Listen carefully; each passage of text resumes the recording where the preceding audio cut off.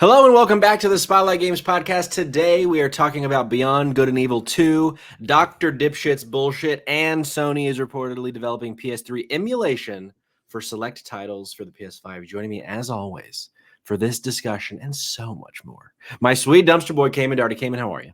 Patrick, I'm doing great, brother. Brother! Ooh, are you a member of the Shoney's family today? Is that what sorry, America's Dinner Table. yeah, excuse me. That's on me. We went to this past weekend. We went to this farmers and art market. Whoa. It was more I think farm than art. Okay. And there was this hippie lady in a bus that was selling vegetables, right? Okay.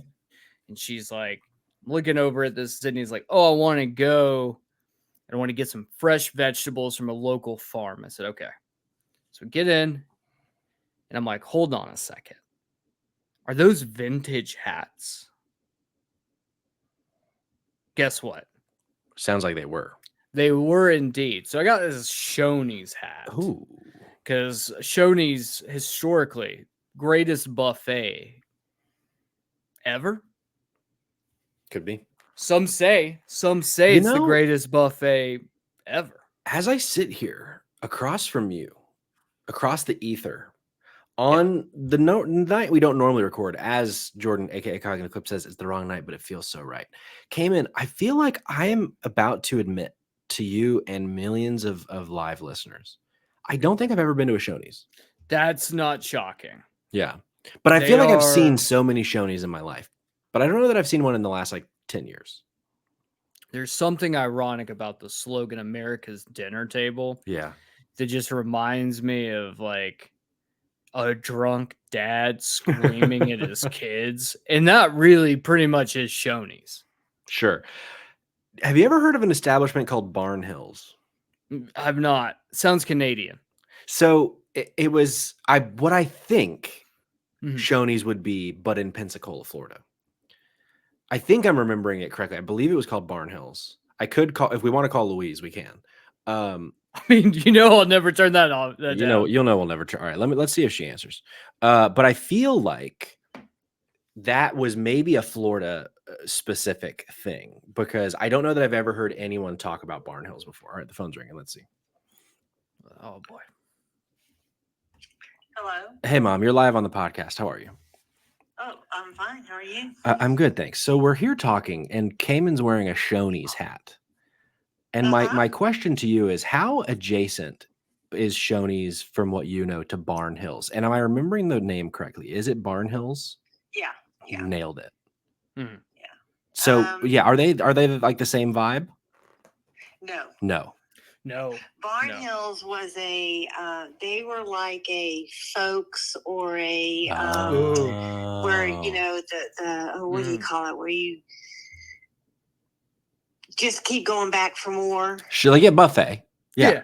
Buffet, yes, buffet. Like when after soccer and all that kind of stuff. Yeah. Shoney's these like a Waffle House type thing. Not eggs and all that, but they, it's there is a buffet. But there is a buffet in Shoney's, I'm being told. Yeah. Huh? Since when? Yeah. Cayman says there's a buffet at Shoney's. There was one in Canton. Okay. Come on. At least the Canton Shoney's. The Canton Shoney's had a buffet. But the whole Shoney's isn't a buffet. Whoa. There's just a part to it, right? I don't know. I don't know that That's I've ever a great been question. to a Shoney's. I don't know. We went to Shoney's in Pensacola when you were little, when we go visit. Whoa, gee, now I'm learning I went to a Shoney's. I've been lying this whole time. How does that feel, Shoney's Patrick? and a Denny's. You like Shoney's better than Denny's. I've always said I like Shoney's better than Denny's. Everyone loves Shoney's more than Denny's. Well, because you would get a hat when you went to Shoney's. Which is full circle, because Cayman's wearing the hat right now. Thank you, Mom, for answering. The waitress would bring out to you, tell you, the little ones, bring out that little hat. Yeah. Well, thank you for your time. We love you here at Spotlight Games. Oh, well, I love you guys too. Thanks. Bye. A lot learned. How do you feel about this, Patrick?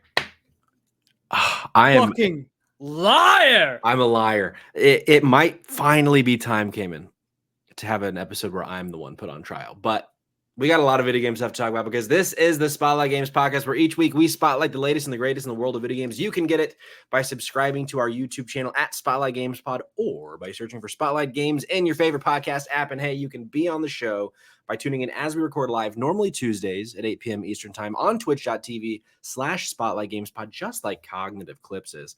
So be sure to follow us there so that you're notified when we go live, so you can be part of the conversation. Cayman, as I said, it is now Wednesday right now. Normally we record on Tuesdays. Wednesdays is our night for me and Rose to play The Last of Us Part 2.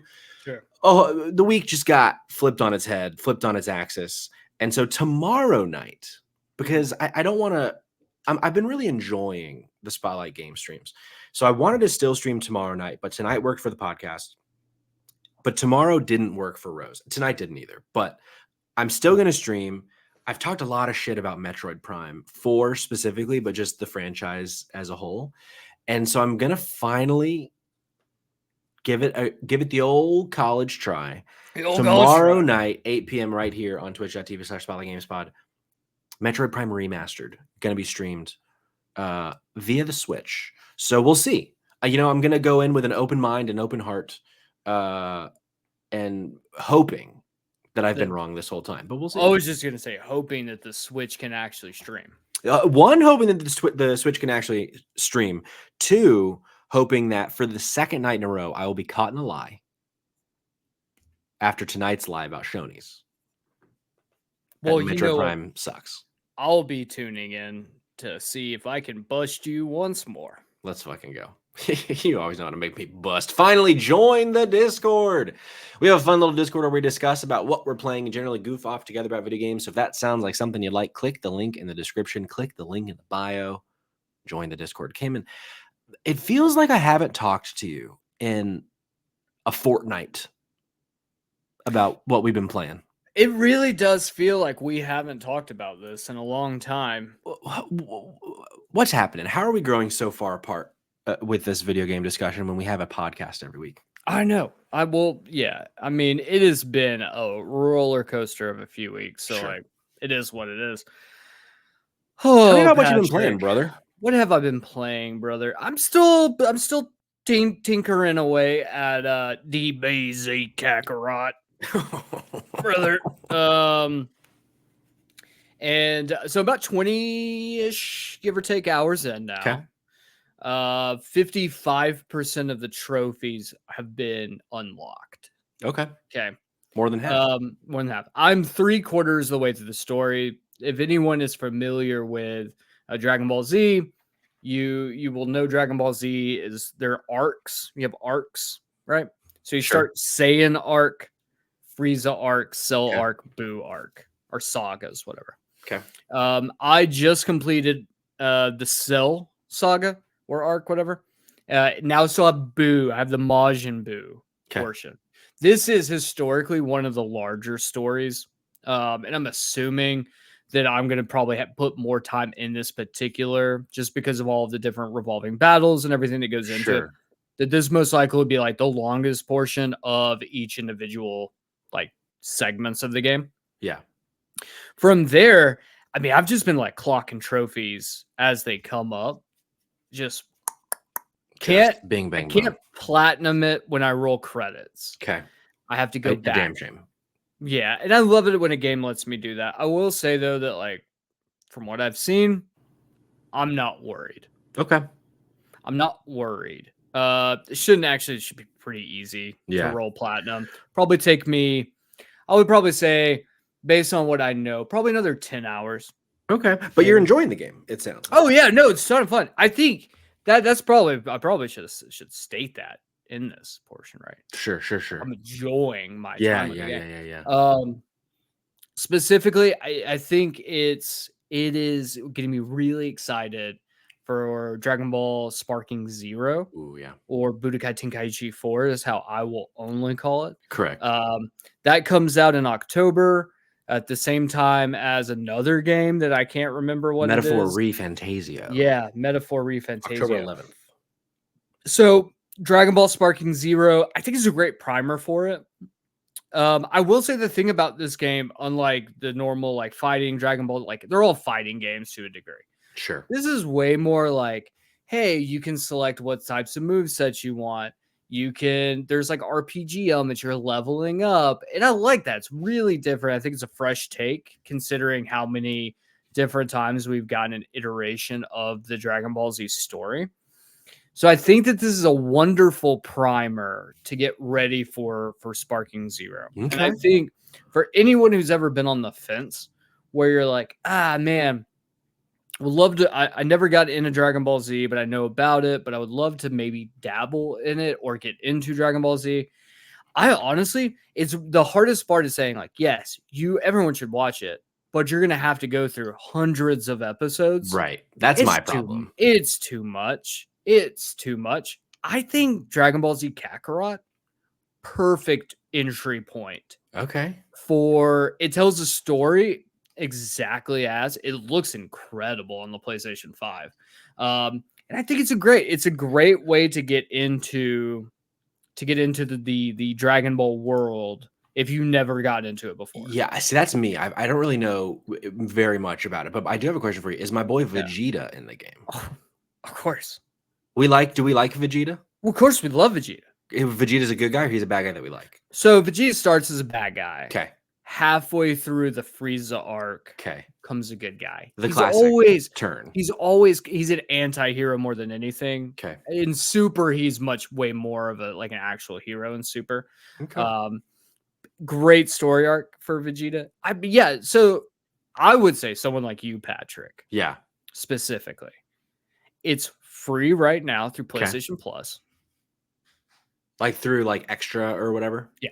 Okay. Yeah. So you get the premium, the subscription. Yeah. It's in the game's catalog. For sure. It's built in. Okay.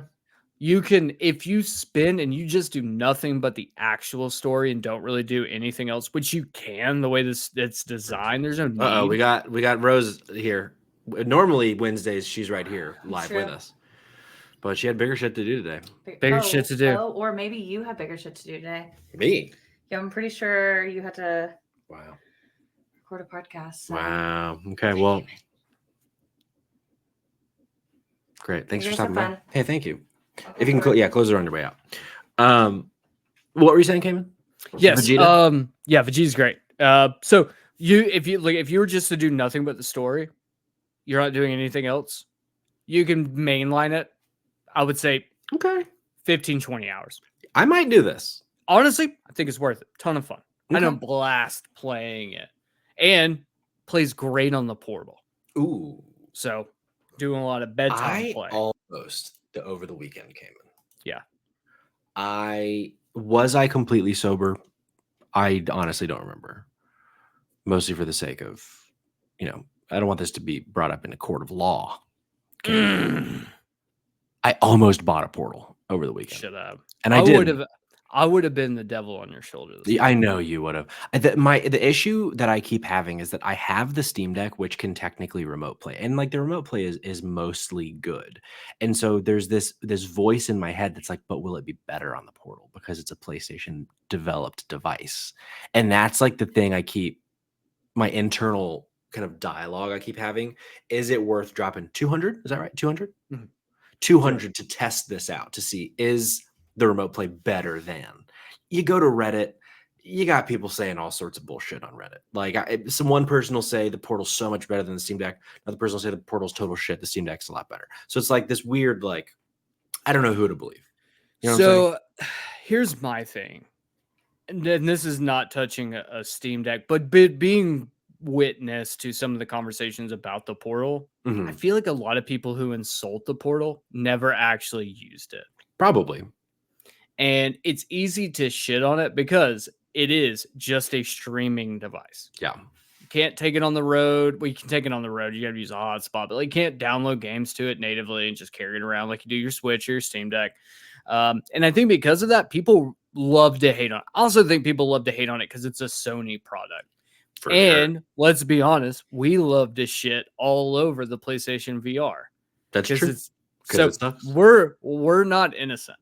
That being said, for what it does and what it is used for, I will say I probably split my time 50-50 between the portal and my TV.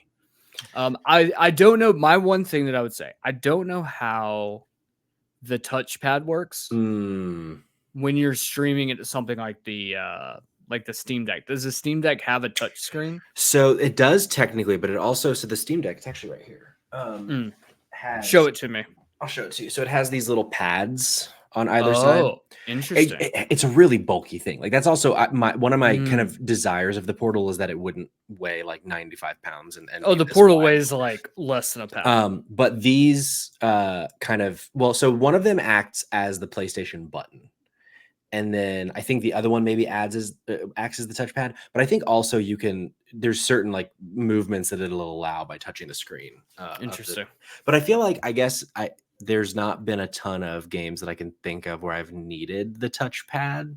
So it's hard I'll have to actively report back on that. Because normally the games that when I am doing remote play, I did a lot of, when I was playing Final Fantasy VII, like Rebirth, going out in the world, like doing the side quest stuff, like because normally, like you with your Portal, I'm watching TV, so like I don't have the sound on, and I don't want to miss the story per se. And then I did a lot of Persona 5 Royal on it. It's Steam Deck, or not Steam Deck. The Portal is perfect for two big reasons. It's perfect. It's perfect for RPGs, specifically turn-based. I think it's amazing for turn-based, and I think it's really good for trophy hunting, and like grinding. When you're grinding out trophies, and you're just like, I'm gonna hang out, and I just want to sit on the couch, one headphone in, paying attention to what's happening on the TV, grinding through some shit. Fuck. Dude, I platinumed the entirety of Skyrim on nothing but the Portal. This is not good for my wallet, Cayman, because you're making me want to at least try it. Give it the try to see if it's better than the Steam Deck. Come up here. Bring your Steam Deck. Come up here. We'll test them out together. We can even make a stream of it. Ooh. Now we're talking. I like that idea. Anything else you've been playing, Cayman? That's it, man. Really just that. I'm honestly at this point, we're almost in July. I'm really just biding time until college football comes out. Sure. Which is, remind me when? July 16th. July. Okay, great. Ooh, that's really so close. I know. So that's why I'm like, I'm not really like, I don't really care too much about jumping into anything massive right now. Just kind of like catching up on some backlog shit, smaller indie titles that I want to burn through. Sure. And then college football. I am mad, Patrick, though. I will say this. I am mad. Oh, he's mad about PlayStation Stars. Is it still down? Still fucking down. Oh my God. I've got $60 in credits, Patrick, that you just can't fucking use right now. that I just cannot use. That's bullshit. And I'm like, they really got to get this fucking fixed before college football. Yeah. Because I want to use it for that. But if I have to spend money on it, then I want to get stars. I want points for it. If they don't retroactively give people the star points that they would have earned during this outage, that will be fucked. Oh, people are going to be so mad. People will be so mad, and I'm sure they will. Or I wonder if they do the thing of like, all right, everyone, we're giving everybody $15 in star points and hope that like, no one went above that. Right. And that very well could be what they do as well. Maybe. Yeah. I've been playing a couple little things. Yeah, tell me about. I finished the 1,000-Year Door. Hit credits, basically 100% of the game. I like 98% of the game because I'm sure there's like little things that I didn't get, but I did all the they call the side quests in that game troubles. I solved all the troubles. Overall, like I had such a lovely time with this video game. I think I would land right at like the 4.5 out of 5, 9 out of 10. Like this is an amazing video game. I think the remake is so clean. I think just as a game itself, though, this being my first time, as I've mentioned the last couple times I've talked about it, it's just a really lovely experience. Like it's a really kind of varied experience too. Like I feel like if it kind of reinvents itself so many times with each like kind of world that you go to, whether you're, like I mentioned, I think either the last week or the week before, like solving a mystery on a train, you're like going up this like wrestling ring circuit in one part. Like there's just so many little different kind of journeys and adventures that you go on throughout the game that kind of keep adding this additional new taste to it that I think is just so well done. And I think if Nintendo could figure out how to just repeat the 1,000-Year Door, I think it would be such a huge franchise. Sure. But it seems like, from what I have heard, like Origami King didn't do it. Like they just didn't have the magic that the 1,000-Year Door did. But I'm interested I'm super interested to see how this sells. If they will like reinvest into Paper Mario, or if there's like, all right, great, you guys got your remake that you've been wanting for 15 years or whatever. Time to move on to the next thing. I don't know. But yeah, overall, like if you're on the fence about it, whether you've played it or not, I think totally worth your time. Like this, I don't know that it'll end up like landing in my top 5 with just like the stuff that's coming out the rest of the year. But like right now, I would say it's like top 3 for me for games that I've played this year. So yeah, we had a really, really good time with that. Something that I very briefly mentioned at the end of last week's episode, because I forgot to talk about it at the top, Alan Wake 2 Night Springs, the DLC. Yes. Wanted to talk a little bit more about that. Also something that I think is totally worth your time, especially if you already have Alan Wake 2 and the DLC. If you aren't in the know, it's like these 3 pretty short chapters. It's very like Twilight Zone-ish, or like Marvel's What If-ish, kind of a mixture of both, where each of the chapters you play as a different character. One of them you play as Rose, the diner, what are they called? Server? A waitress. There we go. Yes. One of them you play as Jesse Faden from Control, and then the other you play as, I always forget the character's name, but Sean Ashmore, Iceman from X-Men. His character in Alan Wake, the sheriff. I forget the sheriff's name. No, you get to play as Iceman. God, could you imagine they just give him the whole fucking powers as Iceman? Shockingly, and I don't remember if I said this last week, shockingly, I thought the worst of the 3 episodes was the Jesse episode, which is a bummer because that was the one I was looking forward to the most. Sure. Which is more connective tissue into the control of it all. But it was a bit tame compared to the other 2. So yeah. Question about that. And obviously feel free to do however you want on spoilers. Sure. You can be vague about this, but like when it comes to Jesse's story, you said this is a bit tame. Are we talking? Because I know from us having conversation about this that Rose's story is essentially like Doom. Kind of. It's kind of like Doom. It's for her. They don't introduce any new settings. They kind of reuse settings from various parts of the game. So hers very much takes place like from the diner into the woods of like that first chunk of Alan Wake 2. Jesse's takes place at that like carnival festival area, and then the sheriff's takes place. I actually kind of forget where his is, but for Rose's, it's very much like a total fever dream Doom experience. Very quickly, you get like so many bullets. Your shotgun is like 999 bullets. You're just being overrun by the dark people, whatever they're called, the darkness. I forget what their official name is. And the shadows. What do we call them? I forget. I think they're called the Shadows. The Shadows. We don't call them the dark. We don't. I don't think we call them dark people. Yeah, but they are. There's a darkness to them, like from the shadow realm, whatever they call it. I forget what they call it. Denizens of the dark place. Denizens of the dark. Call them that. How about we'll call it the dark place. Gray, you came in at the wrong time, brother. But so yeah. Those 2 kind of on either side of the Jesse Faden episode are very, one of them is very like arcadey. The other one is very, I guess what I mean by the Jesse episode is tame. I feel like it doesn't really add a whole lot to the lore. It's just like the very kind of the general premise is she's trying to find her brother. Unless I'm already like misremembering, because it just didn't stick with me enough. Wow. See, okay. So that answers, I think, my question, which is it just how much lore impact, because she is the main character. Yeah. Of Control, and presumably the next game in the series is going to be a Control 2, from what we know. Yeah. Was kind of hoping that there might be more playing into the connective tissue, more playing into that.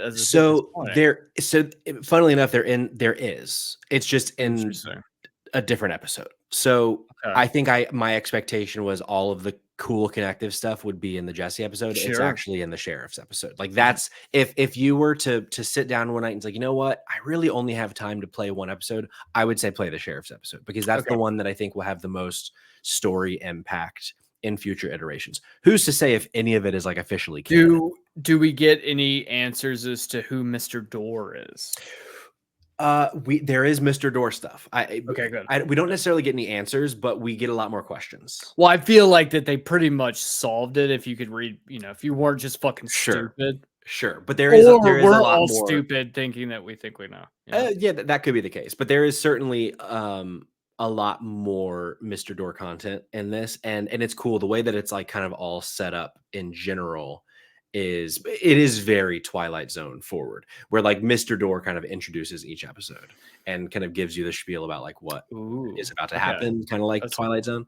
So yeah, like I said, really, like I would say worth everyone's time. If I were to put it on our scale, like probably like a 4 out of 5. Like it's great, but if there was more meat to it, and if the Jesse episode didn't feel like I was just going through the motions, then I would say it'd be closer to like the 4.5 or or even the 5 out of 5 for being a piece of additional content. But ultimately still worth your time, especially if you're an Alan Wake sicko like I am after last year. Sure. And then final thing I want to talk about, and this will be a quick one because it's very, very, very early impressions. Now that I finished the 1,000-Year Door, wanting another handheld something, broke out the old Steam Deck, jumped into Nine Souls, a game that Cognitive Clips has talked about a lot in the Discord, and it's on your Fantasy Critic, right? On my Fantasy Critic, I got somewhere in like the 13 or 14 point range, if I remember correctly. It's not bad. I mean, it's not no Shadow of the Erd Tree. Not no Shadow of the Erd Tree, which is now the highest rated DLC of all time in the eyes of OpenCritic and Metacritic. It surpassed The Witcher 3's whatever. Will I play it? No, probably not. Why? Because I don't give a shit. You don't give a shit. But so far, Nine Souls I'm liking it so far. It's a Metroidvania, beautiful art style. Of course, Jordan loved it. Of course, right? Hey, there we go. Nine Souls got me 16 points. I'll take that. Better than 14 or 13, as a matter of fact.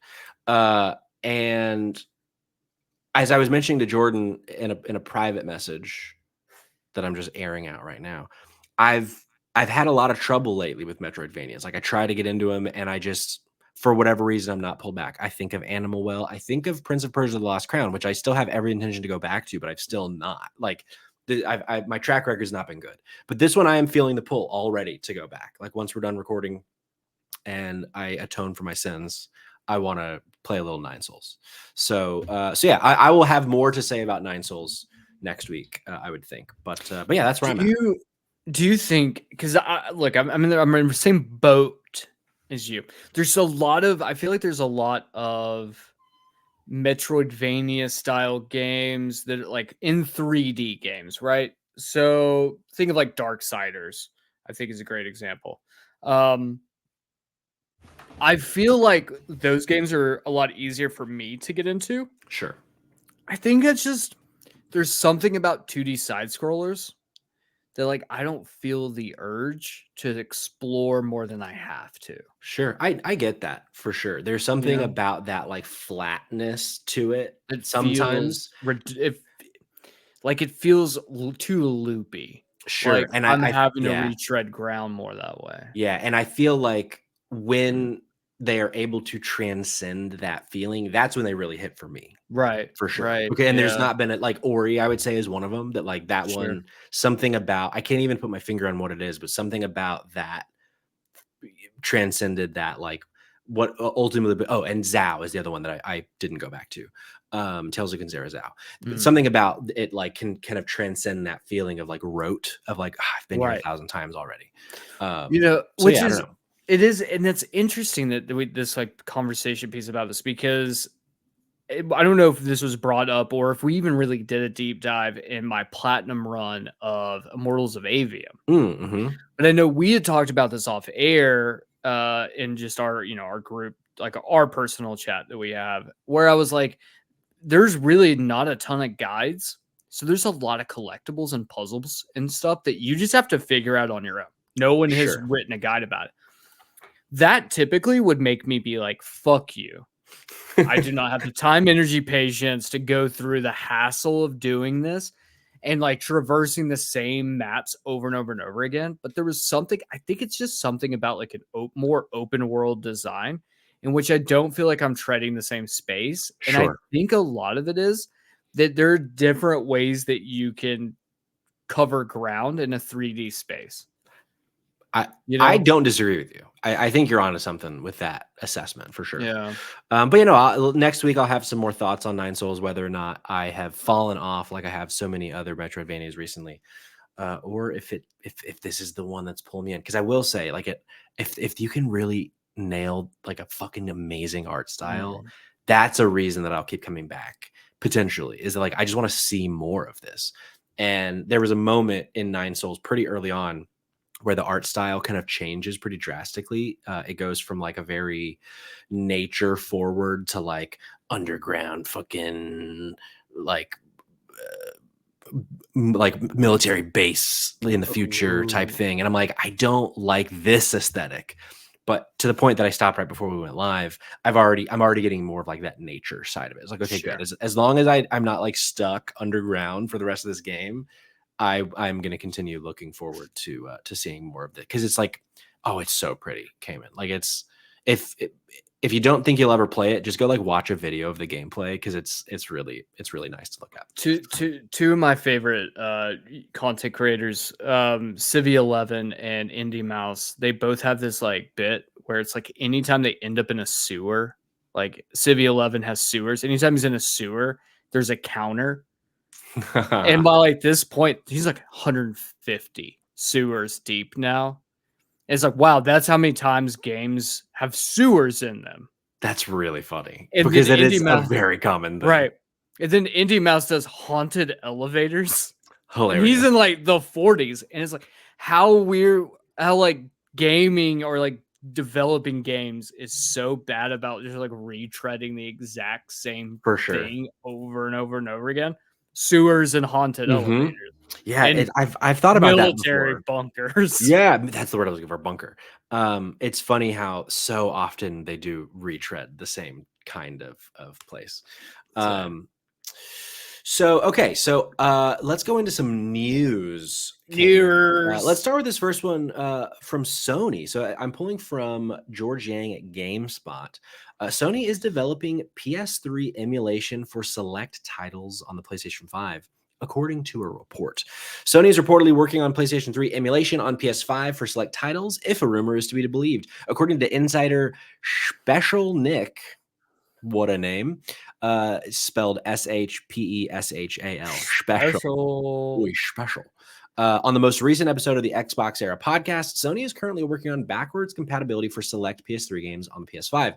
The wording makes it seem like that not every single PS3 game will be included, similarly to how Microsoft did its backwards compatibility program with the Xbox 360 games on the Xbox One and the Xbox Series X and S. The insider also does not know if the emulation would include new features. Quote, I didn't get any more details than that. Will it have an FPS boost? I've got no idea. All I heard was that Sony's working on selective PS3 backwards compatibility, end quote. Giant Bombs, Jeff Grubb, aka Jeffy Grubb, also mentioned that he heard Sony was making its own PS3 emulator. Quote, it's something that I've heard has been in the works for quite some time. I thought it was going to be revealed earlier this year when I first heard about it. That clearly didn't happen. Maybe it does, end quote. Jeff said during a Giant Bombs Game Mess morning earlier this week. So, Cayman, my question to you, obviously right now we already have emulation of the PS1, the PS2, the PSP in the PlayStation catalog, especially if you're on that premium tier, paying the big bucks. PS3 emulation, like is this something that you want? Like, would you be excited by this? So first it threw me when they mentioned Xboxes. So like, are we going to be able to put our PS3 games into the PlayStation 5 and it will play them? Or are we talking specifically this is just digital only PlayStation 3 games? Like that seems a bit murky to me. It does. And my gut tells me that it'll probably be, because right now the PS3 games that are available through PS Plus, you stream them through some cloud thing that PlayStation has. So my assumption would be that this would be digital and that they just would no longer be streamed. They would, they would never have that hiccuping. However, that would be very interesting if I could pop in Infamous 2 and it just work. That would be more ideal. to me. So I think a lot of this goes into a lot of people are like, if you're not like in the know as to like why this is a big deal, like this might seem like such a stupid, easy thing. Now, sure, we're not talking about like Nintendo who just changes up what type of like, storage unit they use or like for their games all the time or anything. Like the PlayStation 3 was specifically designed in a way that was like almost impossible to develop anything on. Yeah, it was they called it cell processing or something like that. And it was this absolutely busted up. Games looked amazing on it. Like they looked better than what looked on the Xbox 360 to the point that like you could also play Blu-rays on this as well, where at a certain point there was like on the 360 you had to multiple disc for certain games where you didn't have that issue with PlayStation 3. But because of the way the system worked, people were struggling to develop games, and then even worse, you could not do backwards compatible because the PlayStation 4 completely changed the way that its internal processing and GPUs work. Right. So nothing functioned the same. So it makes sense that they would have like the streaming system or whatnot, try to get around some of those technical hurdles. Which makes me think like, I doubt we're going to get like physical pop in and play.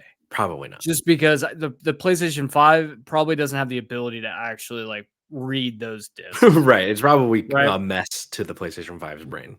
Right. So that being said, I think to me, this is actually kind of really cool. Yeah.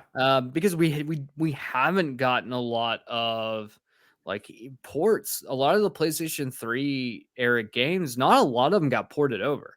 And I think the reason why they didn't really get ported over was just because of how difficult they were to like build internally and then trying to get them to then run on something else. So porting them is kind of a pain in the ass. So you have a lot of remasters, remakes from games from that era. That probably is easier to do is to remake than try to like get that version to run. Yeah, that's true. So that being said, I do think this is a really good thing, especially for Sony to pivot and posit themselves as like, hey, because that was a big thing for Xbox was at the end of their showcase to say, we are here for game preservation. And like Sony can't say that. Yeah, right. So Sony being able to come back and be like, okay, in the past, this is what they'll never admit that they were wrong, but they'll at least be like, look, we didn't have it before, but we have it now. Are we late to the game? Sure. But are we doing it? Yes. So now you can't say that we aren't. So games like Infamous, games like a bunch of Ratchet and Clank games. Yeah, a bunch of Ratchet and Clank. Metal Gear Solid 4. Tell me the last time you saw that. True. Yeah, that one's so hard to play these days. I can't help but wonder if the Metal Gear Solid Legacy Collection did well enough, or whatever they called it, the HD Remaster Collection, that I wonder if it'll be brought over to there, or if that's too difficult, like, for everything that you just said, and that this would be the way, like they would skip it for the next collection, and then you can just do it. I'm sure they'll charge like $40 for it to then go play Metal Gear Solid 4 this way. Because when I look at the list of the games, like I feel like a lot of the really meaningful ones we either had remakes for or remasters for. I'm thinking of God of War 3, The Last of Us, I think, and like third-party ones like BioShock, that kind of thing. There's the Nathan Drake collection, but yeah, like there's a fair amount of the first-party stuff that just kind of died. Resistance, Infamous. You're talking about Ratchet and Clank, all those games. Mod Nation Racing. Mod Nation Racing, brother. We have a Little Big Planet-esque game on the PS5, but let's bring over 1 and 2 this way. Like that'd be so dope. We lost Cayman's camera, but I'm sure he'll be back. But yeah, so that's kind of where I'm at. Is like I would love to see kind of what they're looking to bring, because I think there is a big kind of hole with a lot of PS3 games that you just can't play anymore. So I'm excited about this, and I hope it's real. Right. And I think that's true. You know what one game I really want to play that I haven't been able to play in forever? God of War Ascension. Ooh, I never played Ascension. That's the thing. Ascension wasn't a bad game. It just came out at a really bad time. Yeah. because it was like right at the end of the PlayStation 3's life cycle. You can't fucking play the game anywhere else. So if you missed it during that moment, missed it entirely. I could see that one being like a key title that they're like one of, because I kind of feel like with it being quote select titles, I wonder if this is going to be like a list of like 15 games. That's like, these are the ones that we are doing, as opposed to like this whole unlocked library. I don't know. Right. I don't think we're going to get PlayStation 3 games. Like the one that I would love to get would be Dante's Inferno. Ooh, yeah. I would fucking love to get Dante's Inferno. The truth is, though, I don't think that they're gonna touch. I think if anything, they're gonna only do first party games, Probably, or games that were like, so like we're probably gonna get Resistance 2, 3, or just 3 was on the PlayStation. All of them were. I think all of them were on the PS2. Were they? I think I swear one. Maybe it was Killzone that was. Killzone was on PS2, and then there was a Resistance on the PSP and or Vita. Yes. Yeah. Did you ever play Killzone Mercenaries on the Vita? I loved Killzone. Dude, that game fucking That's actually my favorite Killzone game. Yeah, dude, that game was amazing. Yeah. And I was like, it was like one of the only games, like shooters, that I actively played multiplayer online. Yeah, the multiplayer was fun. Was so good. Sorry to digress here. I hadn't thought about that in a long time. Right. But so yeah, I'm definitely thinking it's probably gonna be like the Infamous games. Yeah. Which we just fucking give it, like, that being said, just fucking give us Infamous 1, 2, and Blood Harvest, the DLC for 2. Give us the remasters. Just give it to us. I don't even give a shit if it's a remake. Fucking remaster them. I would play that. Why? So fast. Why haven't they? Yeah. I wonder if we'll get any more Infamous again. You know what? You know, would be amazing. What's old Team Blue Blob? Blue Point. Blue Point. Yeah, what's up Blue Point up to right now? There was a story that almost made the cut for us to have the conversation we're about to have, Cayman. Then let's get to it. Let's fucking get to it. Blue Point, I don't have the story in front of me, so I'm just pulling from memory, but they recently were like, hey guys, we are still working on a new thing. And that was kind of like their update. So yeah, last thing they did was the Demon's Souls complete remake at the launch of the PS5. And they were acquired by Sony, 2 years ago, maybe. Sure. And there was some story within the last 2 years, like, hey, we're making like a new thing now. We're not necessarily working on another remake. And so they just essentially were like, just a lot of people asking questions. We are still working on that thing, and we will announce it when we are ready to. But yeah, it's like, what the fuck is that going to be? That could be cool if it was a new entry in the Infamous franchise. Because a lot of what Blue Point has done is Souls style stuff. Like before they did Demon's Souls, I think they worked on another one, but I could be wrong about that. I don't have their history in front of me, but they mostly they did the Shadow of the Colossus remake, I think. So not Souls at all. Close enough. See, I don't know. I'm super interested to see whatever they're making, but that'd be dope if it was Infamous. But I guess when you compare it to what they've already done, Infamous kind of feels like a bit of a left turn for that. I don't know. Yeah, you're not wrong. And I think to your point, I'm worried that Infamous as an IP is just the fuck is going on. Hey, we can still hear you, at least. It's just, last week we're just like, just fucking not gonna work. Hey, that's okay. Why don't we lighten the mood before we bring it the fuck down? Hell yeah. With a quick little story about Beyond Good and Evil 2. So if you're in the Discord, you've already heard all about this, but I have a feeling that you listening right now might not be in the Discord. So this is coming from Andy Robinson at VGC. Beyond Good and Evil's new remaster includes a new mission connecting to the second game. Ubisoft says the added content shows its, quote, enduring commitment to the franchise, end quote. Ubisoft's upcoming Beyond Good and Evil 20th Anniversary Edition remaster will contain a, quote, narrative link to the long-in-development sequel. According to Thursday's announcement, the upgraded version of the 2003 action-adventure game will include a new treasure hunt in which players can discover more about protagonist Jade's childhood through cosmetic rewards. Quote, this exclusive new mission also reveals more about the narrative link to Beyond Good and Evil 2, showcasing Ubisoft's enduring commitment to the franchise. Beyond Good and Evil's 20th anniversary edition will be available on all platforms on June 25th. So that is yesterday as of recording. So came in like fuck off, right? Our enduring commitment. All right, this is it. This is how it goes. You ready? Painting the scene. Yeah. Okay. It's a beautiful mahogany office. Yeah. Smells of leather-bound books. Close your eyes at home if you haven't already. Smells of rich wood. Yep. Faint hint of cigar. Fresh bread. Ooh. Indeed. A baguette.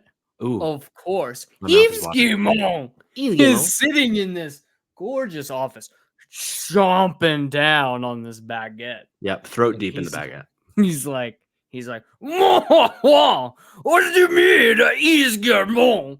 They're talking about that Beyond Good and Evil 2. He wishes his voice was that low. And he just chews through the scenery with the shareholders, and they're like, Yves, shit or get off the pot. Shit or get off the pot, brother. And he's like, we included on the new game that we are. And he fucking turns up an entire bottle of red wine. Ooh. Downs the whole thing. Yep. He looks up. His whole mouth is purple. He's looking at the shirts. He starts screaming. He's up on like this. He's fucking flailing his arms. Gone into pure goblin mode. I just got banned from the whole country of France. Hey, it wouldn't be the third time. Actually, you know what? I think the people in France are with me. Probably. They're like they would probably take Yves Guillemot to the they'd probably take him to the fucking guillotine. Yep. Before the Yves Guillotine. That's what they're gonna start. Eat the rich out there. That's what they say. Guillemot is short for guillotine. Cayman, do you remember when Beyond Good and Evil 2 was first revealed? Do you happen to remember the year? Fuck. Oh boy. It had to have been right out of high school for me. So it had to have been in like the early 20-teens. 2008. Holy fuck. We're about to be at the 20-year anniversary of when the sequel was announced. Cayman. We just had the 20-year anniversary for the game being released in 2004. We're pretty close to the 20-year anniversary of them saying we are working on the second one. How much actual time do you think has been spent on this game? I mean, so this article does give the breakdown of when we've seen it. So 2008, it was announced. And then 2017 was the next time we saw it. So nearly 10 years later, that was like the big re-reveal at E3 2017. So in 3 years. And then in 2019, I totally forgot about this. Ubisoft held a Beyond Good and Evil 2 live stream, and they didn't show the game. Like they didn't do any sort of Beyond Good and Evil 2 reveal. They were just like, hey, by the way, we're still working on it. Oh, we're not talking about the Joseph Gordon-Levitt one. No. Not yet. But the only thing that they unveiled at that one was that there was a new studio in the Ubisoft family working on the game, which this article says it would be joining 5 other Ubisoft studios already working on the game in Barcelona, Bordeaux, Mans, Montpellier, and Sofia. So it's like this. It's so fucking funny to me. Oh, and then apparently in 2020, I don't remember this, they said that they're working on a film adaptation onto Netflix, which we've obviously not heard of. But it's like, I just feel like it's so fucking funny to me that after all these years, they are still pretending that we are getting a Beyond Good and Evil 2. When do you think they just cut and run? Do you think at this point you can't? I kind of feel like at this point you can't, but I think it would be such a big dick move by Ubisoft if 12 years from now came in, we're still asking the question, where is Beyond Good and Evil 2? And they continue to say it's coming. And it's been like 35 years since they've announced it. Do you think that Yves Guillemot gets like a bonus every year this game doesn't come out? It seems like it at this point.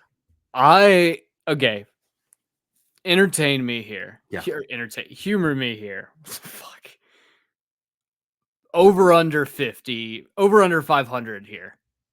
Okay. Score on this game.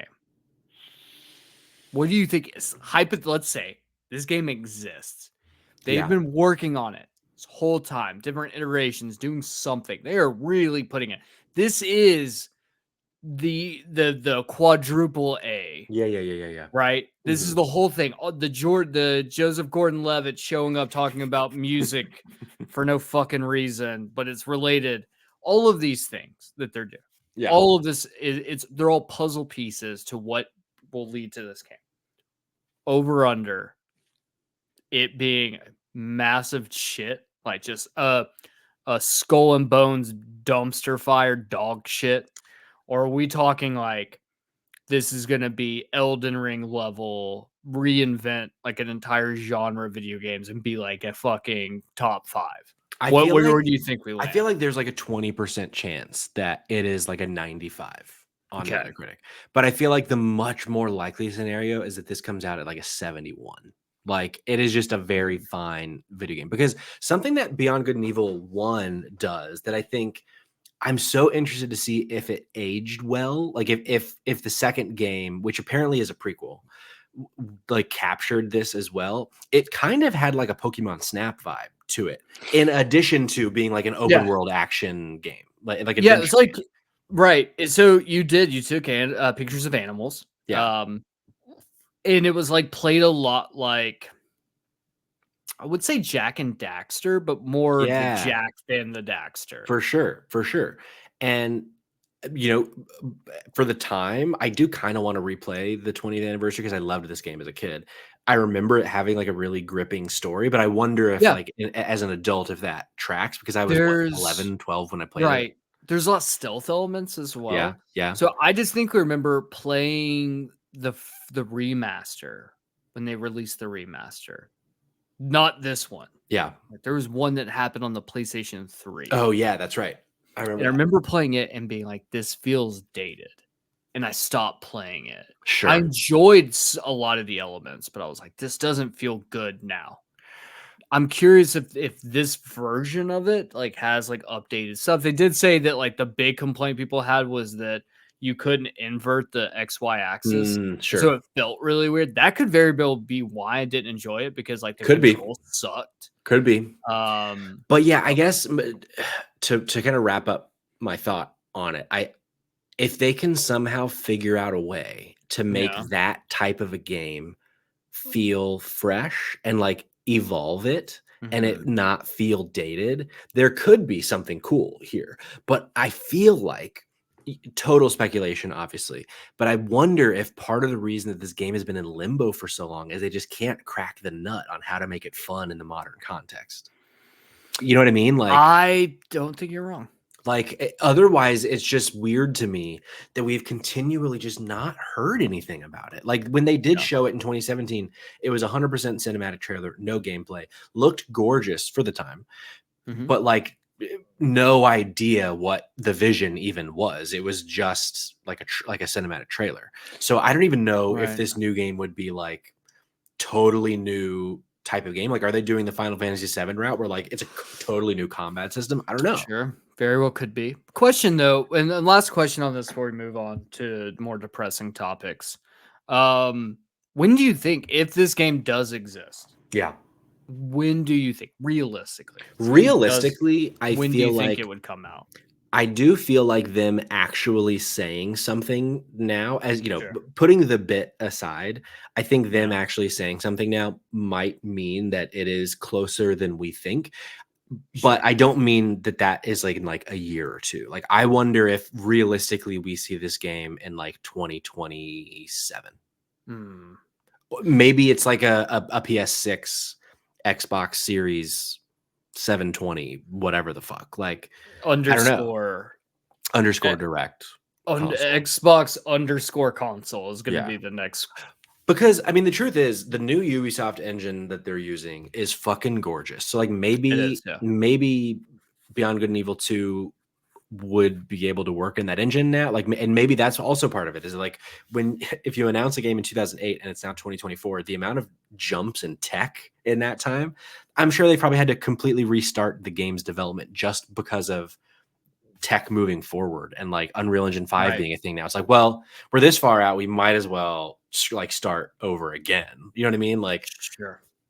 I don't know. What do you think? Like, what realistically, when do you think we could see it? Yeah, I think if this game exists, and it is, and they're not just bullshitting us, I think 2026 at the earliest. Yeah. I think with as much chutzpah that they put behind it, I really think the best case scenario here is if you are Ubisoft, you come in next year and you say, hey, probably at your showcase, one more thing, Beyond Good and Evil 2. And it's coming in 2026. Sure. And then it comes out holiday 2026. I could see that. Or holiday 2027, because it then also is delayed. Yeah. Yeah, I don't know. We'll see. I mean, I really hope that this isn't a dead thing, because like I said, I really did like the original one. And I think like for the sake of like the story, I think it'd be cool if it actually does. Are you going to play I would like to. This one? Do we know how much it costs? I think it's $20. That's not bad. I think it's much $20. Let's see if this article mentions it. That's much more manageable. I'm looking it up right now. Yeah, this article. Beyond Good and Evil. No, I don't want Beyond Two Souls. Fuck that game. God. Oh yeah, you are correct. It $20. is currently $19. That makes sense. That's probably a fair price. I think that's a perfect price for this. Yeah. If they fix the controls and thing, even more so. Honestly, truth is, knowing Ubisoft, you can probably even pick this up for $10 in like 4 months. Probably. So, yeah. Okay, let's bring the mood down a little bit as we close out the show. If you follow the gaming conversation in any social media capacity, you are familiar with this story. I'm pulling from Alex Stedman at IGN, but in case this is the first time you're hearing about this, we'll give you kind of the background of it as well. So Midnight Society, which is a studio, ousts co-founder Dr. Disrespect in wake of Twitch ban allegations. Last Friday, a former Twitch employee sent the gaming and streaming world into a frenzy by apparently revealing the reason popular streamer Guy Beam, known by most as Dr. Disrespect, was mysteriously banned from the platform in 2020. Now, the game studio Beam co-founded, Midnight Society, says it has terminated its relationship with him effective immediately in the wake of the allegation that Beam was banned from Twitch for his messages to a minor. Midnight Society announced the news with a post on X/Twitter on Monday saying, quote, "They assumed Beam's innocence and began speaking with parties involved, and in order to maintain our principles and standards as a studio and individuals, we needed to act. While these facts are difficult to hear and even more difficult to accept, it is our duty to act with dignity on behalf of all individuals involved, especially the 55 developers and families we have employed along with our community of players." The statement, which you can read in full below on IGN's site, continues. Beam was live streaming Elden Ring around the time when the statement dropped. After going largely silent for a few minutes, Beam ended the stream by saying he would be possibly taking a break after a planned vacation, adding that he's feeling fatigued and burnt out. He also mentioned Midnight Society specifically saying, "Maybe I step away from there too, just completely remove myself from the scene. That's what I need to do." For some background, the story first erupted late on Friday, June 21st, with a social media post on Twitter by former Twitch employee Cody Connors, who was account director of strategic partnerships before he left the company in 2023. While Connors didn't mention him by name, it was widely assumed that he was referring to Beam, who was suddenly banned from the platform almost exactly 4 years ago with no reason given publicly. The ban, Connors claimed, came after Beam allegedly used the now defunct Twitch Whispers chat function to try and meet up with a minor at TwitchCon. Connors said he got banned because he got caught sexting a minor in the then existing Twitch Whispers product. He was trying to meet up with her at TwitchCon. The powers that be could read in plain text. Case closed, gang. No one made the wrong decision. Fuck him and his boys, Connors later added. Beam sued Twitch over the ban in 2021. The legal dispute was resolved in 2022, with Beam saying in a statement that no party admits to any wrongdoing, and now he primarily streams on YouTube. So that's kind of where we'll start. But I want to, and then in a minute, I'll bring in part of his official statement. But fuck this guy. Okay. So hard. So I really want, if anyone's interested, I think the best place to start with all of this is to go and watch the clip of him finding out in real time. So there's some sort of like, it feels like it was ripped directly from Apocalypse Now, of this moment where you have just this most intense, melancholic Elden Ring orchestra music playing, and him just going, like, realizing that his empire has crumbled around his feet. Yeah. And it is fucking amazing. Yeah, it's really, because like this is a guy who, I mean, he's been one of the biggest Twitch streamers for a long time. He had that brief stint of being away when he was banned, but then he came back and it was as if he never left. Oh, And he probably came back bigger than he was. Bigger than ever, before. for sure. Yeah. And if you're not familiar with Dr. Disrespect, his whole like brand is that he's a fucking asshole. Like he wears a wig and sunglasses and just like talks so much shit, says a bunch of like shitty things. Yeah. But it's like, it's all for the sake of the character. Like, Guy Beam is a nice guy. Dr. Disrespect is just an asshole. Right. But it's like, oh no, it turns out actually Guy Beam also a fucking scumbag. Well, this isn't, and it's also very important to point out that he had gotten a ban, and this really plays into some of the conspiracy theories side of like his fan base that are like still trying to defend this guy. Is that he was initially banned at Twitch for live streaming in the bathroom at E3. Is this right? One of the big conventions. I forget which one it was. So, well, first, that's like a big no-no on Twitch, is like, you can't do that. And so he gets banned. He gets a minor ban there. So then it comes out, like, not too long after that, it comes out that, come to find out, at the exact same time he's sexting a minor, he is cheating on his wife. Yep. So that comes out. He does this big apology tour and all this shit, and everyone's like, "Oh, brother, it happens." No, it doesn't fucking happen. That should have been the first sign this guy's a dipshit. Mm-hmm. Dude's best buds with some of just the worst Gamergate people online. Yeah. The people he surrounds himself with, I think, paint a very stark picture of like who he is as a person. Yeah. And as we found out, those types of people like to project. Right. And like the thing that drives me up the fucking wall about this whole situation is, I mean, we all know that like the general gamer fucking sucks. Like we talk about it on the show all the time, that like the console warriors, these people that feel so entitled, all the stuff about like the Stellar Blade people from a few months ago of like, they're censoring our content, and like they had fucking petitions to get like her titties back in the game, basically. Like there's a lot of obviously vile shit in the gaming community.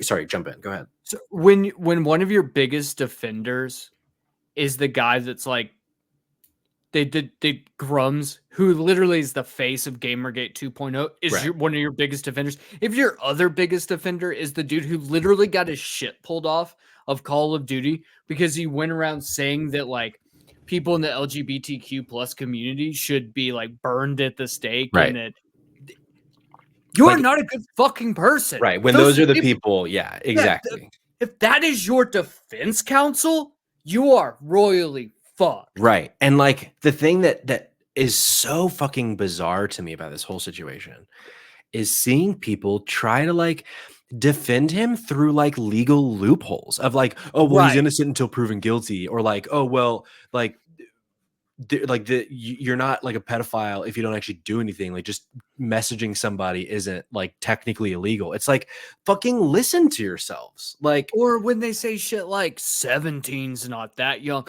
motherfucker, you are pushing 40 it's years crazy old. To me. So this is, I'm not going to read the whole statement from Dr. Dipshit because it's long, but it's a fucking bullshit. It's such bullshit, but I do want to read parts of it. So this came out yesterday, actually. Yeah. He says, Hello, I'd like to make a quick statement. Let's cut the fucking bullshit. As you know, there's no filter with me. I've always been upfront with and real with you guys on anything that I can be upfront about, and I'm always willing to accept responsibility, which is why I'm here now. First and foremost, I do want to apologize to everyone in my community, as well as those close to me, my team, blah, blah, blah, the people involved. A lot of people have been left in the dark about what happened yesterday with Midnight Society and I. We have parted ways, blah, blah, blah. I don't want to hurt the people that we built the studio with, all those kinds of things. Everyone's been wanting to know why I was banned from Twitch, but for reasons outside of my control, I was not allowed to say anything for the last several years. Now that 2 former Twitch employees have publicly disclosed the accusations, I can now tell you my side of the story regarding the ban. Were there Twitch whisper messages with an individual minor back in 2017? The answer is yes. Were there real intentions behind these messages? The answer is absolutely not. Quick pause before I continue. Fucking grow up. Mm-hmm. Oh yeah, no, I messaged them and I wasn't serious about it. He goes on to say there were casual mutual conversations that sometimes leaned too much in the direction of being inappropriate, but nothing more. Nothing illegal happened. No pictures were shared. No crimes were committed. I never even met the individual. I went through a lengthy arbitration regarding a civil dispute with Twitch, and that case was resolved by a settlement. Let me be clear. It was not a criminal case against me, and no criminal charges have ever been brought against me. Bro. So, are you ready to hear the conspiracy defense? I guess so. So, according to like all these people are like, "Oh, I'm close to him." Blah blah. What happened was Twitch. I don't know what the fuck a whisper is. I don't know either. I think it's like a DM on Twitch. So apparently, they can read DMs. Yeah. And they're not supposed to, or they're supposed to disclose that they can, and they didn't. Okay. And so when they saw him engaging in sexual misconduct with a minor, they immediately brought it forward and banned him. He came back and said, you shouldn't like actually have the ability to see these things. So he basically, it was like, we won't tell on you if you don't tell on us, and we will wipe our hands clean. And that's apparently what happened. Here's my thing. One, that is true. And we're on Twitch right now. So like, maybe I shouldn't say it. I don't give a fuck. I'll say it. Twitch, if you want to read any of our DMs, please feel free. Yeah. No, I'll say that. And here's the thing. Just put in your fucking disclaimer that you can read them. Don't be skeevy. Because if you find people who are doing this shit, they should be blasted live. 100%. And like, I obviously like, I doubt that when they designed that feature, the idea was for it to like be a way to get away with something like this. But like, come on, dude. Like, there should be an obvious fucking clause that like, if anything like that is ever happening in an app, that they should be held accountable, even if like, you know what I mean? Like, I feel like it's such a lame fucking loophole to try to lean into, to be like, oh, well, you like went into like my private conversations and you shouldn't have been allowed to on your own fucking platform. Like, what? Right. It's disgusting. And I think the thing too that we also wasn't included in that was that he edits his statement. Several times he edited this. Several times. He kept removing and adding the word minor. Like, he didn't know what he should do. Like, should I say minor? Should I not say minor? And then when all this happens, you can see live on it. You can see live on Twitter this brain shift of all these people that were like, when the truth comes out, you're going to regret saying a fucking thing. Watch. And then he comes out and admits he did it. And then they all just go, welp. Yeah, right. Then an hour later, they're like, hold on a second. I still love the guy. Yeah. And it's like, it's exhausting. It's okay. It's okay for you as an individual to acknowledge the fact that, you know, there are people in this world that you might admire, you might enjoy their work, that turn out to be bad people. Truth is, I used to love Louis C.K. stand-up. Oh, sure. Same with Dave Chappelle. And then they turned out to be bad people. Yeah. And you know what? The first thing I said was like, well, that fucking sucks. Yeah. But I don't have it in me to support people who cause harm to others. And I think that if we ask our audience to do that, if we ask our friends, our family, anyone, that we'd all would have the same thing to be like, we don't want to support people who actively harm other people. Right. Right. Totally agree. It's a simple thing. And for everyone who is going to bat for Dr. Disrespect has hurt people. Mm-hmm. Him and his supporters have hurt people. Yeah. Don't give them that. Right. Don't like find someone else to support.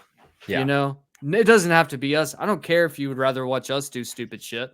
You know, I can act like an asshole, but you know, don't go find someone else. Go watch fucking Kind of Funny. I don't give a flying fuck, but like, not him. Yeah. And yeah, it's that like, there's something I think weirdly dangerous that we still don't fully understand about like parasocial relationships. These like you watch someone for 150 hours a month or whatever, and you feel like they're your friend and you feel like they're this like really important person in your life, and they literally have no fucking clue who you are.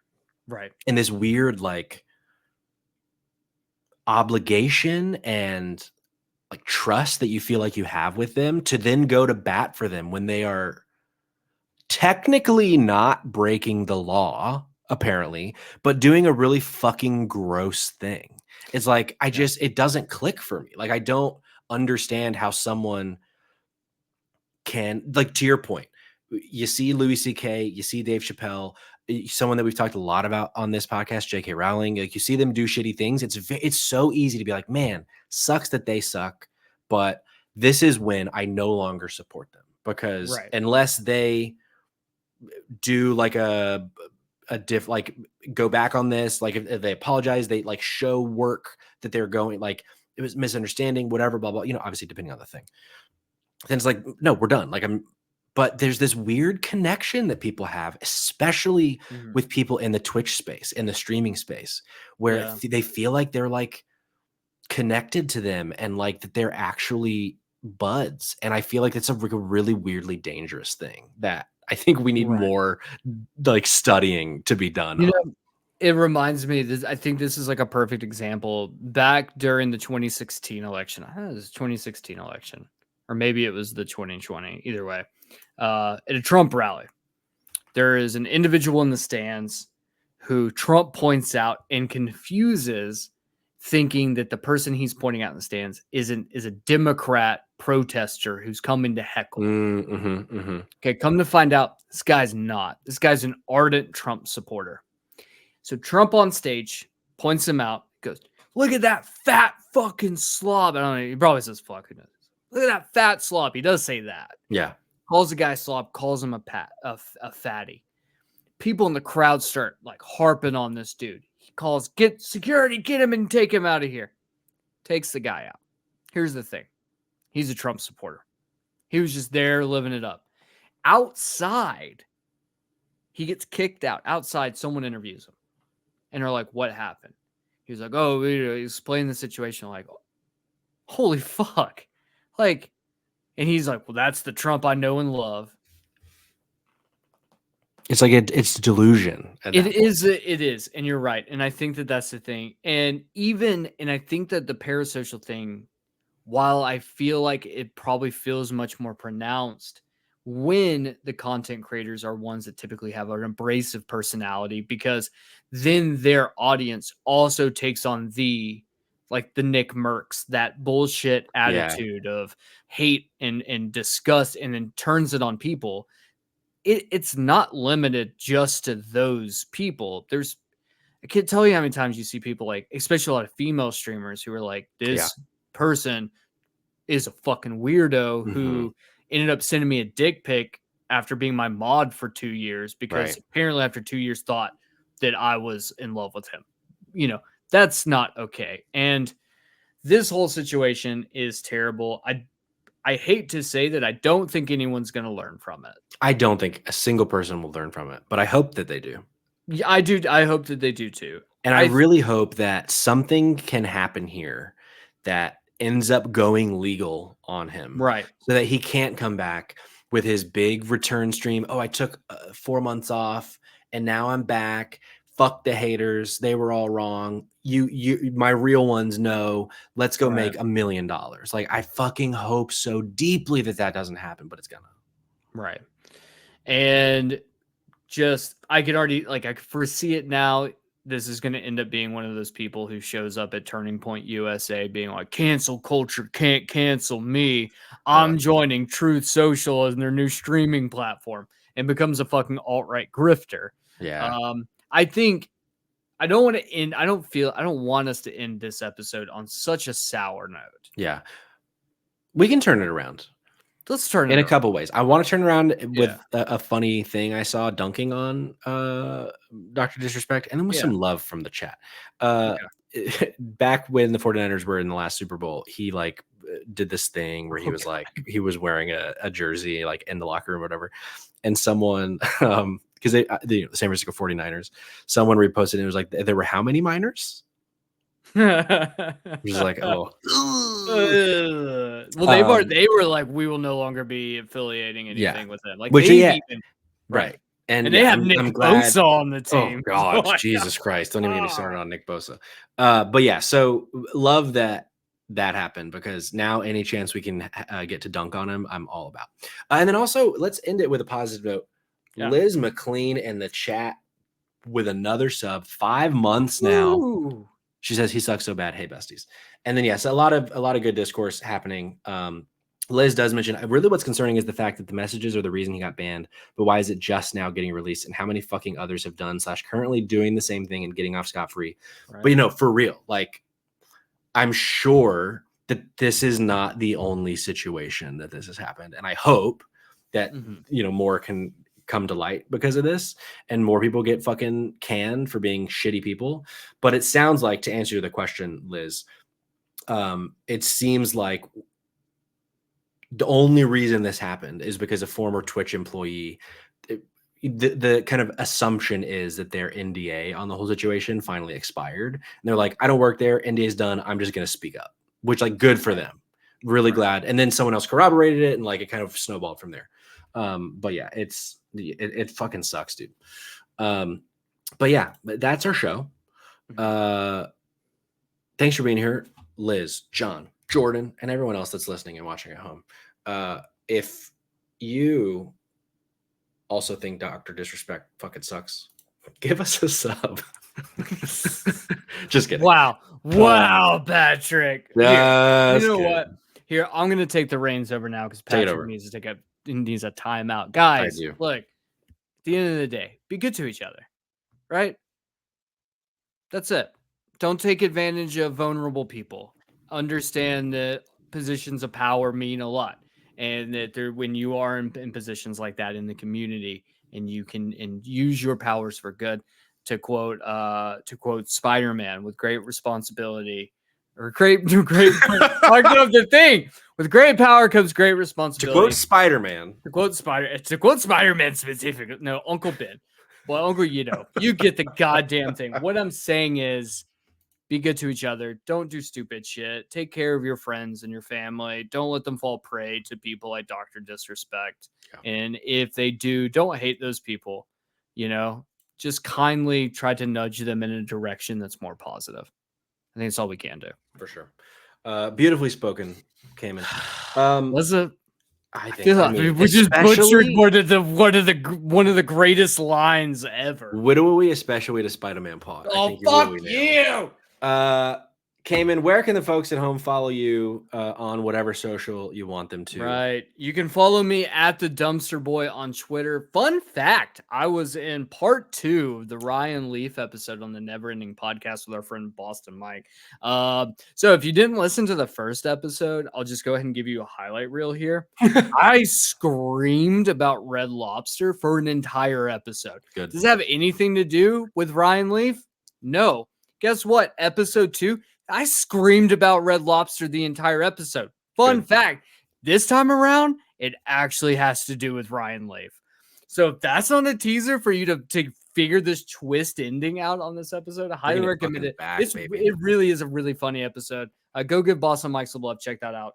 And yeah, that's where you can find me and all that good shit. Hell yeah. You can follow me on Twitter at Patrick Schwag, but you can follow the pod on Twitter at SpotGamesPod or at Spotlight GamesPod everywhere else. That's Instagram, TikTok, right here on Twitch and YouTube. Normally, Tuesday nights, 8 p.m. Eastern Time is when we do the podcast. This week was just an abnormality, but we will be back tomorrow night with a game stream. I'm going to be streaming Metroid Prime Remastered. I'm sure Cognitive Clips is going to be in the chat. Join us for me to go through that game. But until next week, well, until tomorrow, but until next week for the pod, just like Spider-Man said, give us your sub, baby.